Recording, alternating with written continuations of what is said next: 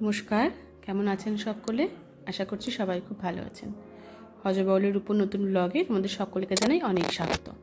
তো আজকের ভিডিওটা ঠিক এই মিডিল সময় থেকে শুরু করেছি। মানে এই জামা কাপড় সব শুকোতে দিয়ে দিয়েছি, কারণ চলছে লাস্ট মিনিট প্রিপারেশান। মানে এটা যেদিনের ভিডিও সেদিন আর মাত্র কিছুক্ষণের সময়, মানে ঘন্টা বাকি সবার আসতে। তাই সব কিছু ও সকালবেলায় রৌদ্রে দিয়ে গেছিলো টম্বলগুলো। তো ওগুলো এখন নিয়ে এসে এখন চলবে সব ভাঁজ করার পালা। আর লাস্ট মিনিট যেটা বাকি থাকে সেই কাজটুকুই চলছে। তো পুরো ভিডিওটা তোমরা দেখবে, আশা করছি সবার খুব ভালো লাগবে। তো এই খাট তো আগের দিন দেখিয়েছি যে এগুলো সব আনা হয়েছে, তো এখন সেটারই চলছে সব গোছানোর পালা। বিছানার চাদর পেতে দিয়েছি, বালিশের কভার ভরা কমপ্লিট, কম্বল এনে সব রোদ্রে দিয়ে গুছিয়ে রেখে একদম সবার জন্য টিপটপ সব রেডি। এবার তোমাদের শেয়ার করি যে কীভাবে কী গুছিয়েছি। এই একটা ঘরে রেখেছি এই খাটটা যেটা আনা হয়েছে, এই ঘরটা পুরোটা ফাঁকা করে দিয়েছি। এখানটা সব ম্যাট্রাসগুলো পেতে এক ঢালা বিছানা করা হবে, যেখানে সবাই একসাথে থাকবো, সবার একসাথে মজা করব, এটাই আর কি। এখানে সবটা ফাঁকা করে দিয়েছে, ওই জন্য কালিও এইটা একদম শুধু সিঙ্গেল একটা শুধু ঘর রেখেছে, মেঝেতে যাতে সব কিছু থাকা যায় সবাই একসাথে। আর এদিকে এই একটা রাখা হয়েছে এই বিছানাটা। এই বিছানাটাতে একজন যে কোনো একজন শুতে পারবে, বা এখানে বসে টিভি দেখার জন্যই। আর এই ম্যাটটা পাতা হয়েছে ডাইনিং নেই, তার সামনেই ঠিক রাখা হয়েছে টিভিটা। এই টিভির টেবিল দিয়ে সবটা সেট আপ করে এখানে টিভিটা রাখা হয়েছে। আর তার সামনে বসে বসে সবাই ওই টিভি দেখবে, গল্প করবে, চা খাবে, বিকেলের আড্ডা দেবে। তো ওইটার জন্যই টুকটাক এই যা এখানে গোছগাছ করা হয়েছে। আর এটা আমি এখন উঠাতে পারিনি, ভাবছি এবার উঠিয়ে দেবো সবাই চলে এলে। তো চলো দেখতে থাকো। আর এদিকে চলছে রান্নার প্রিপারেশন। ও আগের দিনই ওই ছোটো মাছ বড় মাছ সব এনে রেখেছিলো, যেহেতু ওদের মোটামুটি বিকেল নাগাদই রাইট টাইম আছে, যদিও ট্রেন লেট। তো ভাবছি রান্নাটা একবারে করেই রাখি, কারণ আমি স্টেশনে ওদের আনতে যাব, তখন এসে রান্না করাটা একটু অসুবিধা হয়ে যাবে। তাই চলছে এখানে মাছ ভাজা হয়ে গেছে দেখতেই পেলে। তো বড় মাছের ঝোল করব আলু ফুলকপি দিয়ে, সব মাছ ভাজা টাজা কমপ্লিট। আর এদিকে ছোটো মাছের হবে হলো চচ্চড়ি। আর এদিকে প্রেশারে হয়ে গেছে ডাল, প্রেশারেই করেছি কারণ এতগুলো লোকের রান্না।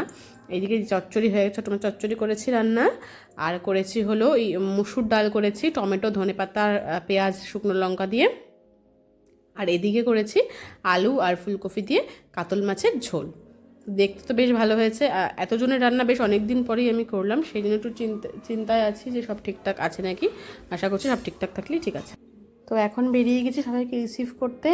তো এখন তোমাদের বলছি কে কে আসছে। আমার মা, বাবা, আমার শ্বশুরমশাই, শাশুড়ি মা আর আমার দিদা। তো সবাই আসছে হরিদ্বারে, ভীষণ খুশি।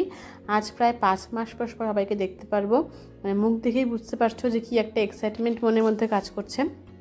তো সেই জন্যই যাচ্ছি এখন রিসিভ করতে। বাট ট্রেন অনেক লেট, যেহেতু কুম্ভ মেলা চলছে, যার জন্য অনেক ট্রেন যেহেতু দিয়েছে, তো সেই ক্ষেত্রে আমাদের কুম্ভ এক্সপ্রেসটা অনেক লেটে চলছে।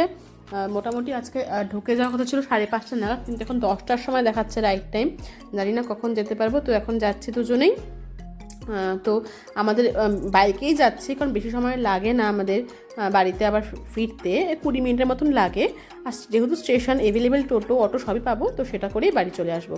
তো চলো সম্পূর্ণ ভিডিও দেখতে থাকো, ভীষণ মজা হবে, ভীষণ নিজের মজা লাগছে, আশা করছি তোমাদেরও খুব খুব খুব মজা লাগবে। তো এই যে এখন যাচ্ছি, তো চলো দেখতে থাকো। আমার ভিডিওটা দিতে একটু লেটই হয়ে গেল এডিট করতে, ভয়েস ওভার দিতে, কারণ আমার বেশ কিছুদিন থেকে 3-4 দিন থেকে প্রচণ্ড জ্বর, সর্দি, কাশি ওয়েদারটার জন্য। আসলে এখানে সকালবেলার দিকটা খুব রোদ থাকে, আর বিকেলবেলাতে ওয়েদারটা একদম ঠান্ডা হয়ে যায়। সবটা মিলিয়ে এত সর্দি কাশি হয়েছে, গলাটা শুনেই বুঝতে পারছো বসে আছে গলা। আর এই যে কথা বলতে বলতে পৌঁছে গেছি আমরা হরিদ্বার স্টেশন। এখানে কিছুক্ষণ ওয়েট করতে হবে আমাদের, তারপরেই চলে আসবে আমাদের ট্রেন। মানে এখন শুধু আমি সময়টা গুনছি যে আর কতক্ষণে ট্রেনটা এসে ঠিক স্টেশনে দাঁড়াবে, কতক্ষণে আমি আমার কাছের মানুষদের দেখতে পারবো। স্টেশনে প্রচণ্ড ভিড় ছিল, এই ঢুকেই দেখতে পাচ্ছি কুম্ভ মেলার জন্য, মানে যেহেতু হরিদ্বার প্রয়াগরাজ মানে তীর্থস্থান যেটাকে বলে, সেটাই মেনেই সবাই জানি তীর্থস্থান, সেই জন্যই প্রচণ্ড পরিমাণে সেখানে ভিড় ছিল। মানে ফার্স্ট প্ল্যাটফর্মটা তো দেখছি মানুষ এইভাবে শুয়ে আছে, মানে যেটা আমরা দেখি টিভিতে, সেটাই আজকে আমি সচক্ষে দেখতে পেয়েছিলাম। প্রচণ্ড পরিমাণে ভিড় ছিল স্টেশনে। আর আমাদের স্টেশন দেবে 4 নম্বর প্ল্যাটফর্মে। তো আমরা এখন 4 নম্বর প্ল্যাটফর্মেই যাচ্ছি। একটা কম্বল আমাদের কেনার ছিল, তো সেটাও আমরা কিনেছি। আর এখন যাচ্ছি আমরা প্ল্যাটফর্ম নাম্বার 4-এ, কারণ আমাদের বোর্ডে লাগিয়ে দিয়েছে। আর আমরা মোবাইলেও দেখতে পাচ্ছি স্ট্যাটাসে যে প্ল্যাটফর্ম 4 নাম্বারই আমাদের ট্রেনটা দেবে। তো এখন সেই জন্যই অপেক্ষা করছি, আর শুধু ঘড়ি দেখছি যে কখন আমার এই সময়টুকু কাটে। যেন এত কাছে সময়, তাও মনে হচ্ছে সময়টা যেন কাটতেই চাইছে না। আর এই যে আমাদের ট্রেন ঢুকে গেছে কুম্ভ এক্সপ্রেস, আর মাত্র কিছুক্ষণের অপেক্ষা।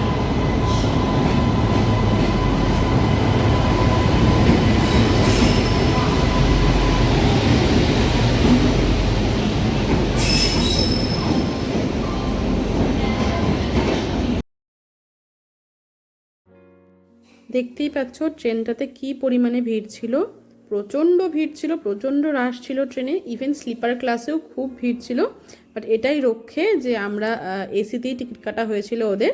তো এখন এত ভিড়ের জন্য আমি আর ভিডিওটা কন্টিনিউ করতে পারিনি, ওদেরকে রিসিভ করিনি, তারপর তোমাদের সাথে আবার দেখা হচ্ছে।